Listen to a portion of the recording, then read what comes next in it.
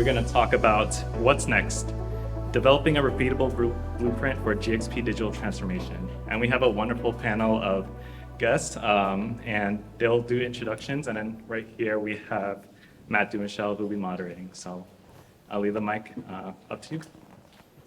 All right, thanks, Philip. And thanks to everybody for being with us today. I think this will be an interesting conversation. So I'll start just by introducing myself. My name is Matt Dumichel.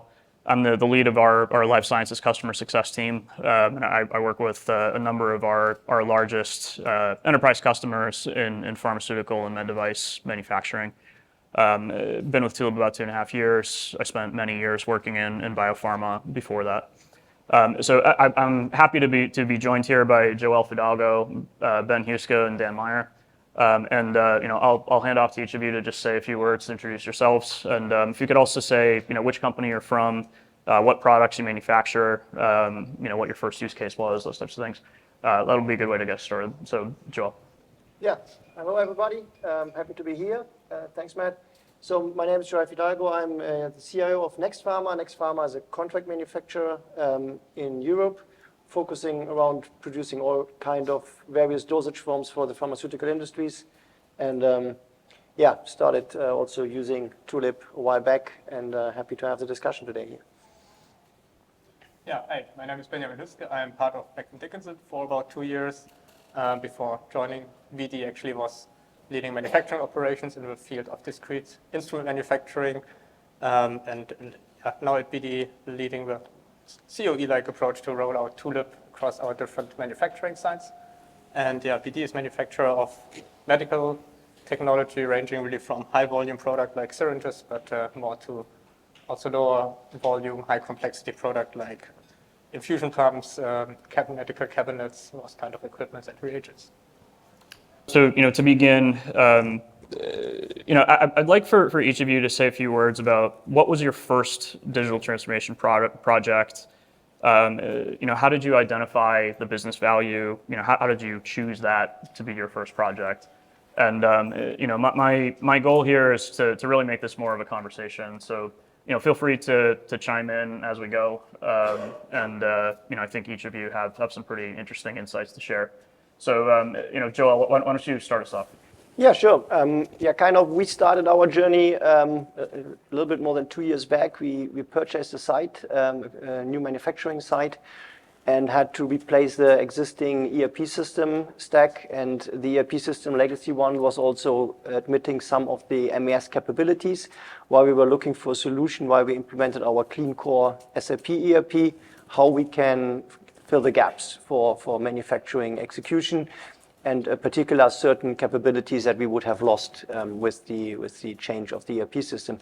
And we looked into the market for various options, and giving our footprint that all our manufacturing sites are different center of excellences, focusing on different capabilities, produce different products. There's rarely limited overlap in our production capabilities. So we were looking for a solution that we potentially could scale across the other sites, but keeping the flexibility and the local needs. And that's kind of how we identified Tulip at that point in time. And the other advantage we were looking into, we had a very short timeline. We talk here around 6 months from deciding on which way we go to having the first apps running and productive. Thanks, Joel. Ben, if you could say a few words. Yeah, maybe I take a step back. For us, we were at the point where we were looking for a smart manufacturing platform for our what we call manual sites of high complexity. And we were looking for something where we can basically harvest the advantages of having a platform we can work right away. Implement our first use case was EDHR across the border to harvest the advantages of not having GxP errors, forgotten signatures, all these simple things, but a platform we can develop and basically scale to be more like a smart manufacturing platform with all the advantages, pick to light, those kind of things. So based on that, Tulip was our choice because it also gives us the opportunity to have the sites control their own destiny. And based on that, actually, our first use case was a relatively fairly simple product line in our instrument site in Baltimore, which we used to basically develop our core capabilities for EDHR and get one site running. Thanks, Ben. And I'll toggle over to validation in a minute and the approach that you developed there. But I think that's an important element of each of these stories as well. And what I think is also an interesting element here is the importance of the sites being able to control their own destiny. I think that's sort of a common thread, across each of your experiences. I wonder, does that concept really resonate in particular, for anybody? Yeah, for us, it's one of the main points. Let's say I think that especially the instrument manufacturing is fairly dynamic, and having long lead times to make changes to apps or to a system would be a killer for the production. Let's say sometimes they want to push change orders through within days. Mm-hmm. So being depending on some external software development team would be not a solution for us in those scenarios. So for us, it's definitely one of the key drivers. That's a good segue, into our next topic. And, Joel, I know that your team is able to turn around changes very quickly as well. But an important element there is, part of it is sites having control of the systems that they're using. Part of it is also being able to validate efficiently and, do that with a short lead time. So, Joel, I wonder if you could say a few words about, how your team approaches that. What sort of a turnaround time is typical for your apps, that kind of thing. Yeah, sure. Yeah, I mean, we started within a single site, and so the initial time we didn't build a governance model for central validation. So we really worked very closely with the engineering team that has really helped develop the apps on the shop floor, along with the CSV, the computer system validation people. And that was one key driver that we really were able to have quick turnaround times as the team worked from the beginning. So the approach we are taking is more very agile in the beginning. This means the validation piece doesn't matter so much while developing the initial apps, getting really solutioning to a level that we say this is, I would say, acceptable to be used. And that's when the validation chips in a little bit more classical approach, finalizing the documentation, the testing, and then releasing of the app. The way how we look at it is also very risk-based, giving the fact that when the process is not changing, the core requirements, user requirements not adjusted, and that brings also quick turnarounds for continuous improvement of the apps. When there's small changes, small adjustments, more to the functionality scope, it's very quickly done, very quickly documented, tested, and it's also because there we really live the approach all local together, right? So I mean, for the local apps, for the first global app we have, the timeline is a little bit, I would say, a little bit more longer, not significant, but a little bit more because you have to take a little bit more view across the sites, but within the site, it is, I mean, for us, the key success factors is very close aligned team. Interesting. I wonder if you could share, for your global apps, what sort of if you're planning to make a change, how much time do you budget for it? So sometimes it's a week or 2 weeks, depending on the complexity of change. I mean, when you talk a bug fix, it could be even within 2 or 3 days. So when there was recently a bug fix we had on one communication piece, and that was solved within 2 days, including testing, validation, and then selling live in 3 sites. That's super interesting. Yeah, maybe just to add on, I think for us, what was very helpful that we just had deployed a global computer system validation process across Becton Dickinson. So really do validations standardized across all sites, which really helps us effectively to support the sites. And as an add-on, we also basically have what we call a platform validation. So we validated Tulip as a GxP platform for EDHR, and we're able to grandfather those requirements basically in our local apps. So basically that reduces the app validation on sites. So it helps us a lot on making that quicker and more effective. Yeah, I think Ben, in BD's case in particular, I think the timing of having that global standard being rolled out right around the same time as your Tulip deployment, I think that was very fortunate, I think is the way to say it. So just doing a quick time check here. We're moving into our final question, and I think that this is a pretty rich topic. I'm always hearing people thinking about what is the right approach to governance. What is the right balance between sort of central control and getting sites involved. And thinking about how do you evolve your approach there over time. Ben, maybe we can start with you. I think the approach that BD is taking, that there is a fairly strong presence at several sites. I wonder if you could say a little bit more about that. I think it's a layered approach, I would say. So we have, let's say, governance more on the sites which are deploying. So we typically have like steercos, including the site leadership, site quality,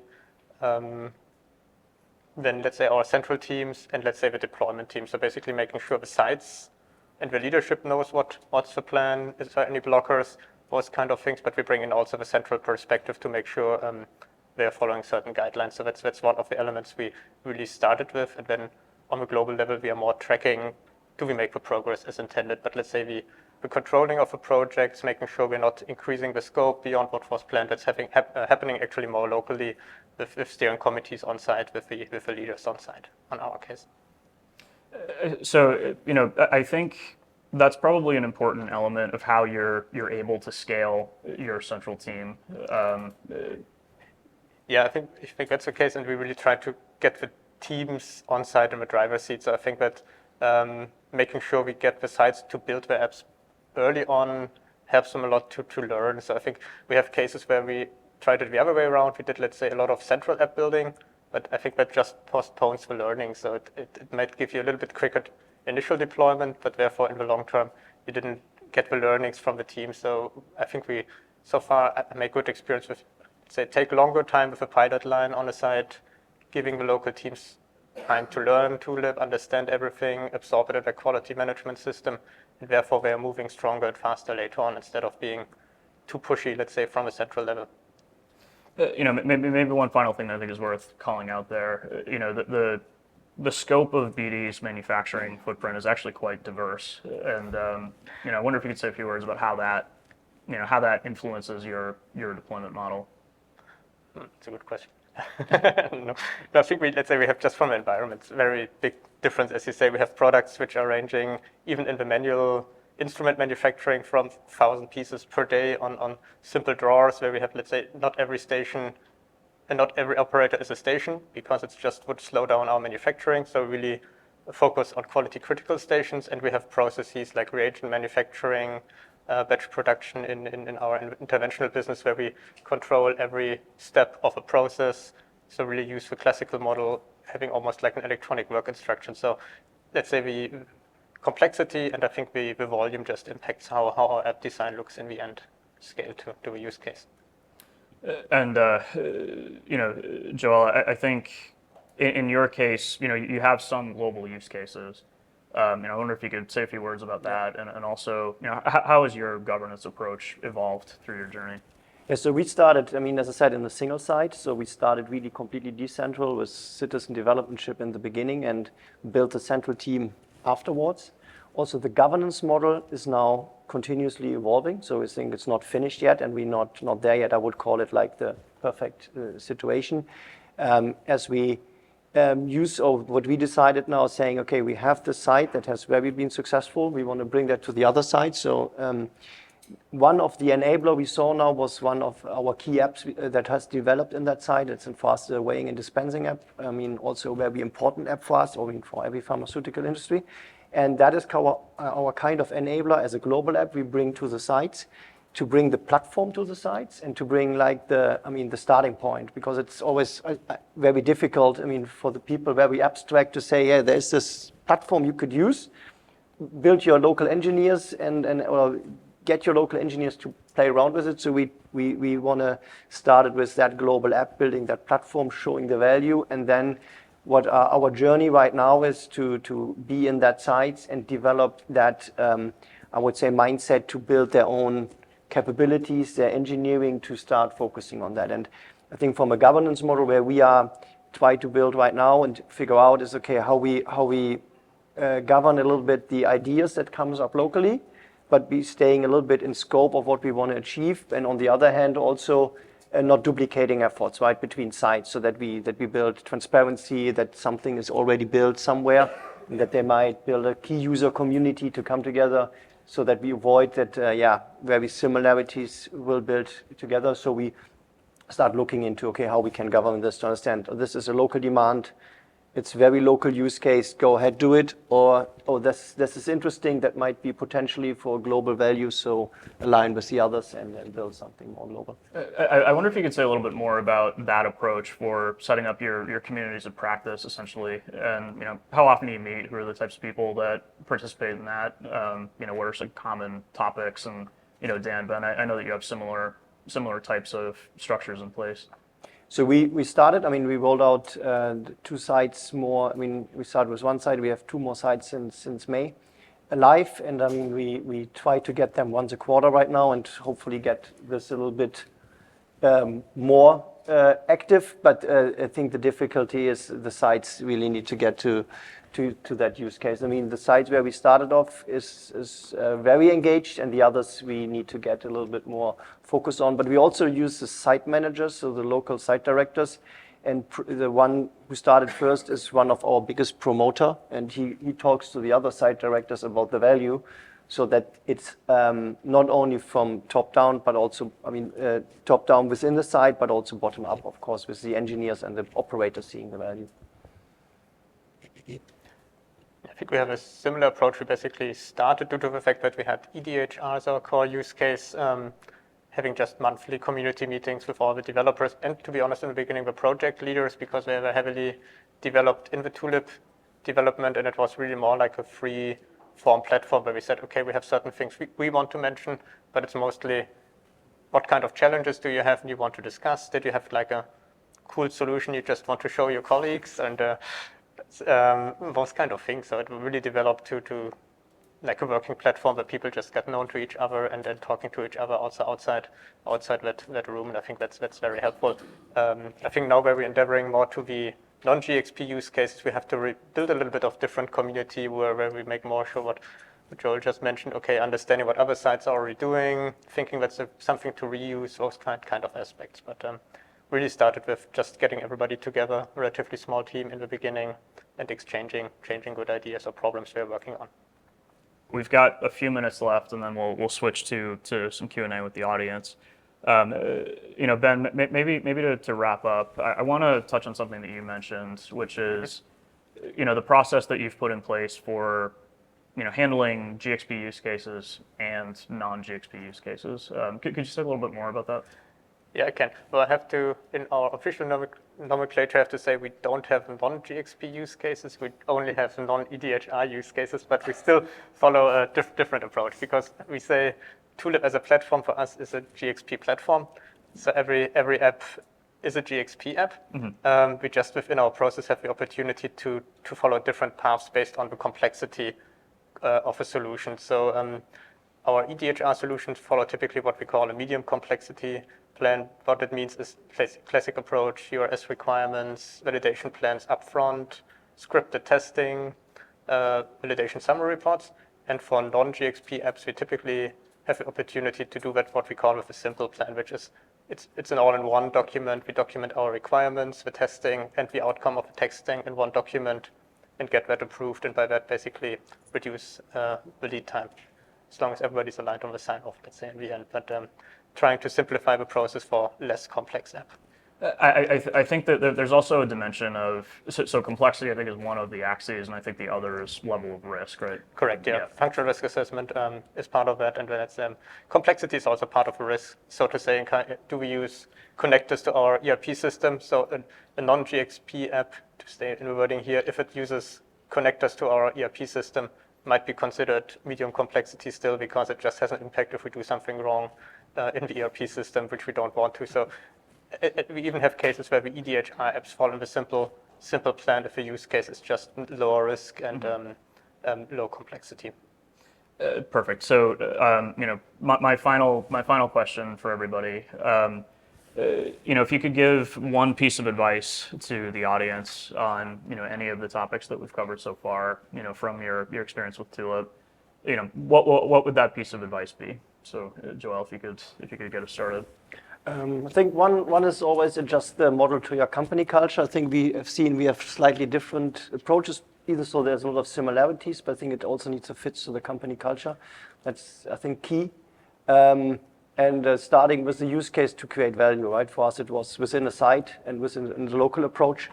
One thing I think it's where we learn now that building the governance model on the way is good on one hand because it allows to continuous improve, but also it is sometimes struggling because you don't have an answer right now to everything, right? So the sites want to move ahead, and then sometimes you're in the situation that you don't have an answer for that because you have not built that model to the end.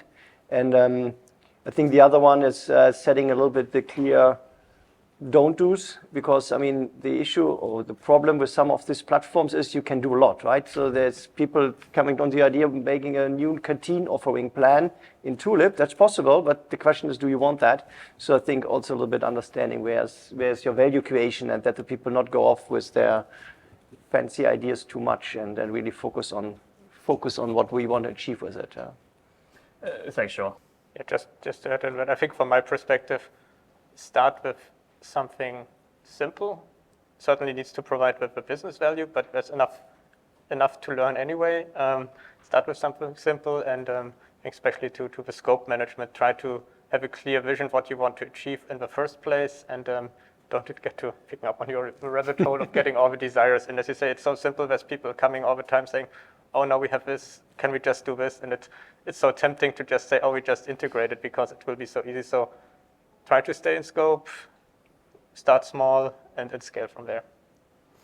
Thanks, Ben, and thanks everybody. So we'll switch over to a little bit less than 10 minutes of Q&A. So any questions from the audience? And yeah, Jordan, go ahead. So you talked about validation, but really kind of in the context of new apps or changes to apps. How do you think about validation for like LTS releases, like when the platform is changing? How do you consider the risk, or are you staying static with like one release until there's a need to upgrade? I could take that. Yeah, I personally would like to take every LTS release, but unfortunately not that agile yet. But generally, we have also very leveled approach. So on a central level, we classically review all the release notes, set them to criticality. Is anything impacting the functionality we are already using, or do we see a risk something impacting something in the background? And then decide, do we need regression testing based on those changes in the platform or not? And the second level is we share this information also with the sites for them to make the assessment. Do they have any additional functionality which we didn't validate on the platform level they integrated, and do they feel the need to do some regression testing?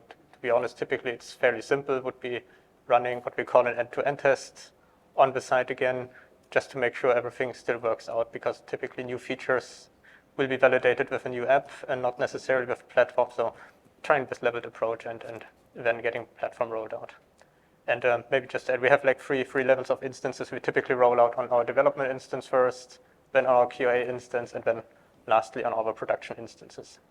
Similar, I mean, but also we try to aim to get on every LTS release also. Yeah, Dan. So as a follow-up to that, what's holding you back from taking on the releases? I mean, Tulip does a lot of testing and has documentation to prove that their platform does what they intended to do. So internally, what's holding you back? I think it's more bandwidth. Let's say, especially right now where we're scaling, and the same team is supporting sites in going live. It's like sometimes just looking at, for example, if I'm looking at 12 and upcoming 13, we're looking what's in 12. Is it so critical that we say, okay, we do 12 now and do 13, or is it value for us enough to just wait for 13 and get both? And in that case, for example, we said, okay, 12 has some nice features, but we cannot skip 13. And we probably don't do both, so we just wait for 13. So it's more like typically a post kind of assessment, and then it's documenting all the information. So I think process is part of that too. Yeah, good questions. Yeah, go ahead. First of all, thank you for some really good points that you made. Back to the validation of the apps.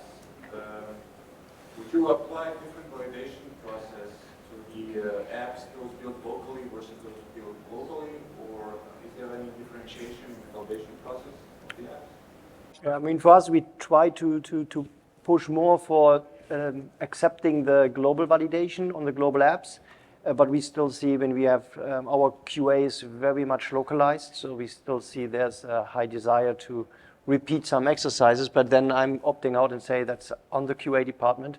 So we provide the stuff, and when they do want to follow up testing, I mean, there's sometimes a need because even our global apps connecting different scale brands, so there's some different connectors, so that has to be retested anyhow. So, and if they do a little bit more server testing, I don't mind as long as they keep in timeline, but it's, yeah, it depends a little bit. I think also how the QA department is set up within the organization, right? How central or decentral is QA organized and managed. Thanks, Joel. So we have time for one more question. I saw you first. I got a question for Joel on the governance model of the global versus local app. I think what you described is you had a local app or a lighthouse site that went up to the global team, created a global app, and then you could roll that global app out. Sites always like to tweak things a little bit, so I'm curious, when you have your global app, did you not allow any changes, or was there, did you establish any guardrails or boundaries on allowable changes as a rollout to site based on slightly different business processes that might happen? So we, as we started within the site, we enhanced the global app with the demands of the other sites. So I mean, it was not having all the capabilities that it has now. And we now bringing this back to like also the initial starting site. And this is in some discussions because they say they started with a slight different process where we said that's not the process how we want to be standardizing. So we pushing back a little bit on getting that. And that's why I mean a little bit the challenge of building the governance model on the way, because now they need to learn now. They start very much autonomous, and now they have one app that is a global app, and now they need to align a little bit more with the other sites and with the other key stakeholders. And that's, but yeah, we ultimately set goals when we want to have aligned structure, and then future changes has to be discussed through the cross-site and global alignment. Thanks, Joel. So we are just about out of time. So I'd like to, thank our panelists here. We really appreciate your joining us today, traveling here. And I'd also like to just make a quick plug. So the Life Sciences Mixer is here at 3:30. So, I think that there's lots of opportunity to continue these discussions, during that mixer. Thank you everybody for joining us. Thanks for the good questions, and enjoy the rest of the day.